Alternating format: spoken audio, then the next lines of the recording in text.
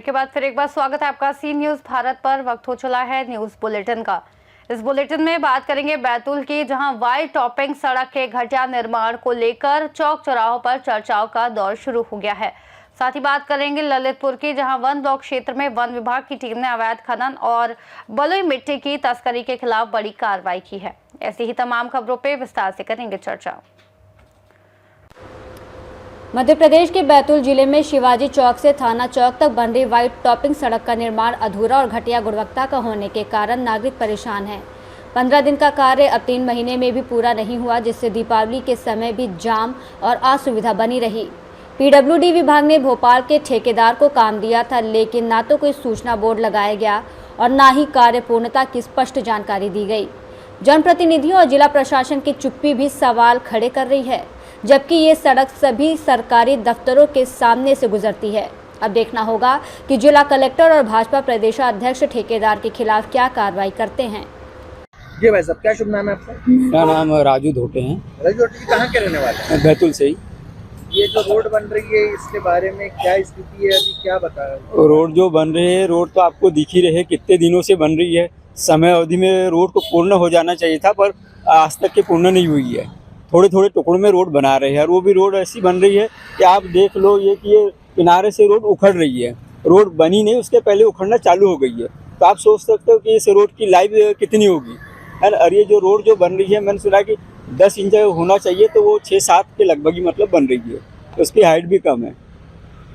ठीक है, और इसमें कोई अधिकारी ध्यान नहीं देते हैं। सब वो कमीशन पे लगे हैं कि काम करते रहो, भ्रष्टाचार होते रहे, किसी को कोई लेना देना नहीं है।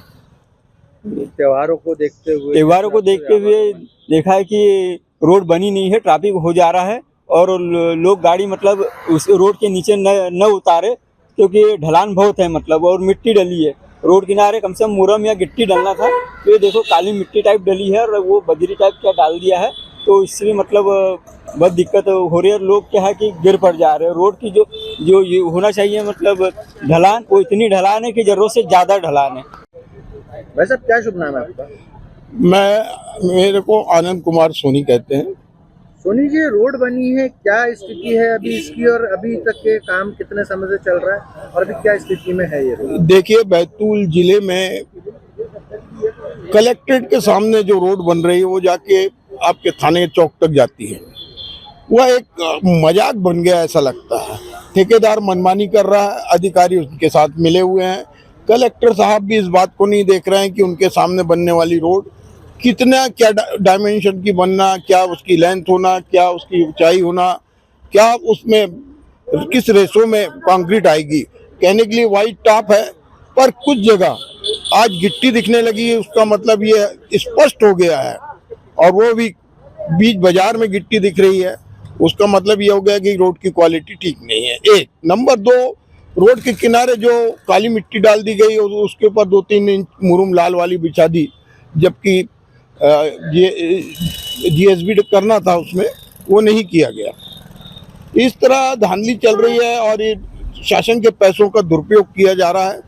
लाखों रुपए की, मेरा ऐसा अंदाज है कि 10-13 करोड़ रुपए की रोड बन रही है, और इस रोड में इतना मजाक चल रहा है। एजुकेटेड इंजीनियर का स्पष्ट कहना है कि रोड कहीं पे बनेगी, जब कंप्लीट हो जाएगी उसके बाद उसका बोर्ड लगाएंगे। तो मैंने कहा, रोड क्या बन रही है, कौन एजेंसी है, क्या उसको वर्क करना है, कितना वो है। जिस टाइप प्रधानमंत्री सड़कों पे देखने को मिलता है, उस टाइप से इसमें भी कहीं लगाई है बोर्ड। बैतूल से सी न्यूज संवाददाता शशांक सोनकपुरिया की रिपोर्ट। 7 नवंबर की सुबह लगभग 5 बजे तालपेहर रेंज के हनौता वन ब्लॉक क्षेत्र में वन विभाग की टीम ने अवैध खनन और बलुई मिट्टी की तस्करी के खिलाफ बड़ी कार्रवाई की। रेंज स्टाफ ने जंगल से मिट्टी खोदकर ले जा रहे एक ट्रैक्टर ट्रॉली को रंगे हाथों पकड़ लिया। वहीं मिली जानकारी के अनुसार सोनालिका DI 734 मॉडल के ट्रैक्टर से जुड़ी ट्रॉली में जंगल की कीमती बलुई मिट्टी भरकर उसे अवैध रूप से ले जाया जा रहा था। गश्त के दौरान टीम ने जब ट्रैक्टर को रोकने का इशारा किया तो चालक भागने का प्रयास करने लगा, लेकिन वन कर्मियों ने घेराबंदी कर वाहन को रोक लिया। मौके पर मौजूद टीम ने 3 अभियुक्तों में से एक को पकड़ लिया, जिसकी पहचान रवि पुत्र रमेश यादव निवासी खांडी मजरा गणेशपुर के रूप में हुई है। बाकी 2 आरोपी अंधेरे का फायदा उठाकर फरार हो गए। विभाग ने उनकी शिनाख्त और गिरफ्तारी के लिए जांच शुरू कर दी है। प्रभागीय वन अधिकारी ने बताया कि पकड़ी गई ट्रैक्टर ट्रॉली को सरकारी संपत्ति घोषित करने की प्रक्रिया शुरू कर दी गई है। उन्होंने कहा कि वन संपदा की अवैध खुदाई और परिवहन में लिप्त लोगों के खिलाफ सख्त कानूनी कार्रवाई की जाएगी। वन विभाग की इस कार्रवाई से अवैध खनन माफियाओं में हड़कंप मच गया है। बताया जा रहा है कि क्षेत्र में कई दिनों से मिट्टी की चोरी की शिकायतें मिल रही थी, जिस पर यह कार्रवाई की गई है। साथियों नमस्कार। साथियों, अभी कुछ दिन पहले ही मैंने आपका तालबेट रेंज एक गश्त किया था अपना 8वां रेंज की टीम को लेके, और सभी तालबेट वासियों को निवेदन किया था, उनसे अनुरोध भी किया था कि कोई ऐसा काम न करें। विशेष रूप से यहाँ अवैध खनन के लिए संवेदनशील बीट अवैध खनन के लिए मैंने मना किया था कि न करें। अगर करेंगे तो उनके जो भी वाहन होगा जब्त करके अधिग्रहण की कार्रवाई की जाएगी। लेकिन उसके बाद भी लोग नहीं माने। आज सुबह हनौता बीट में ये ट्रैक्टर पकड़ा। ललितपुर से सी न्यूज़ संवाददाता विकास सोनी की रिपोर्ट। पाकुड़ जिले की पुलिस ने 3 अंतर्राज्यीय हथियार तस्करों को गिरफ्तार करने में सफलता पाई है। हथियार तस्करों के पास से देशी कट्टा, पिस्तौल और जिंदा कारतूस बरामद किया गया। अनुमंडल पुलिस पदाधिकारी दयानंद आजाद ने प्रेस वार्ता कर इसकी जानकारी दी और बताया कि हथियारों के पकड़ाए अंतर्राज्यीय हथियार तस्करों में सदाकाश शेख, रफीकुल शेख पाकुड़ जिले के मुफस्सिल थाना और अमर कुमार बिहार राज्य के पटना के रहने वाले हैं। एसडीपीओ दयानंद आजाद ने इस बारे में क्या कुछ कहा, आइए आपको सुनाते हैं। किस्मत लखनपुर में एक व्यक्ति की हत्या हुई, गोली मार करके मकबूल शेख की हत्या हुई थी। उस संबंध में उसी दिन मैम के पुलिस मैम के द्वारा एसपी मैम के द्वारा एक SIT गठन किया था, और SIT ने बहुत अच्छा काम करते हुए और घटना में शामिल ललन शेख को और उसके पिताजी दनाउल शेख को गिरफ्तार किया और उनको जेल भेजा गया था। उसकी PCB की गई थी। अब उसी क्रम में थाना प्रभारी के द्वारा बहुत अच्छा काम करते हुए इसमें थाना अंशु उपाध्याय, थाना प्रभारी और अजय उपाध्याय सब लोग बहुत अच्छा काम किए। ये जिला के लिए पहला ये नया काम है। इन्होंने उस आर्म्स का उसको कौन दिया है, जो अक्सर आप लोग का सवाल हुआ करता था, उसके पीछे ये लोग पड़े और इन्होंने बहुत अच्छा काम करते हुए ललन शेख को जो हथियार बेचा था और ललन और जिसके माध्यम से ललन शेख को जो हथियार मिला, वो 2 व्यक्ति सदाकत शेख और रफीकुल शेख और शाहबाजपुर गांव के हैं। उन्हीं के बाद दोनों के। पाकुड़ से सी न्यूज़ संवाददाता पंकज भगत की रिपोर्ट। बहुचर्चित उमेश पाल मर्डर मामले में माफिया अतीक के बहनोई अखलाक, वकील विजय मिश्रा, ड्राइवर कैश अहमद और नौकर नियाज की जमानत याचिका इलाहाबाद हाईकोर्ट ने खारिज कर दी। चारों ने खुद को निर्दोष बताया और जमानत मांगी थी, लेकिन सरकारी वकील ने आरोप लगाया कि अखलाक ने बमबाज गुड्डू मुस्लिम को शरण दी, जबकि कैश और नियाज ने रेकी की और विजय मिश्रा हत्या की साजिश में शामिल था। हाईकोर्ट ने सभी पक्षों की सुनवाई के बाद राहत देने से इनकार कर दिया। मामले में आज जो 4 एक्यूज थे उनकी याचिकाएं खारिज हुई हैं। कौन ये हैं, क्या इनका बैकग्राउंड था, किस मामले में ये आरोपी थे? ये उमेश पाल मर्डर केस से संबंधित मैटर था।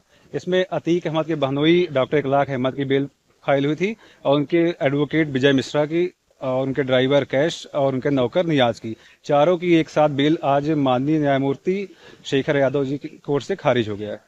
क्या इन पर एलिगेशन था? एलिगेशन किसी के ऊपर रेकी का था, किसी का फाइनेंशियल सपोर्ट करने का था, शूटर्स को शरण देने का शूटर को शरण देने का भी वो एलिगेशन था।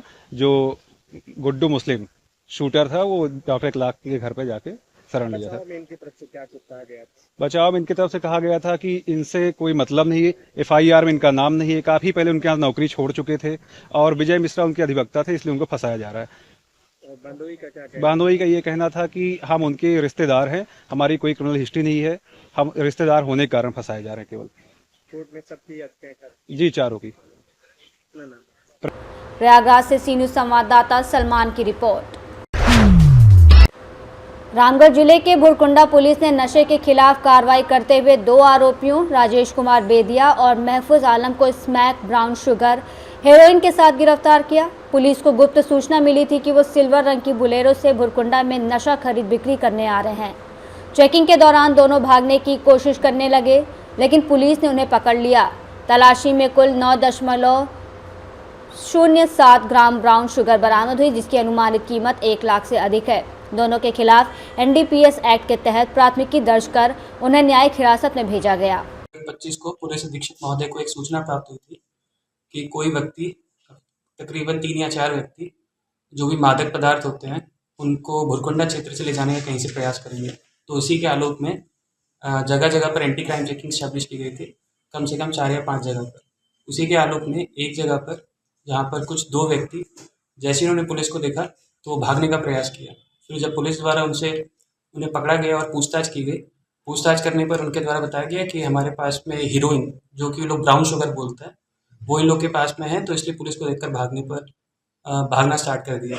फिर जब इसकी सूचना अनुमंडल पुलिस पदाधिकारी यानी हमें मिली तो सेक्शन 50 NDPS के तहत इनकी पर्सनल सर्च किया गया और पर्सनल सर्च करने के बाद इसमें हमें 4.77 ग्राम और 4.3 ग्राम 2 व्यक्तियों के पास से प्राप्त हुआ है, जिसमें 2 व्यक्तियों के नाम है। एक का नाम है राजेश कुमार बेदिया, जो कि बरकाकाना का रहने वाला है। दूसरे व्यक्ति का नाम है महफूज आलम, जो कि चैनगड्डा का रहने वाला है।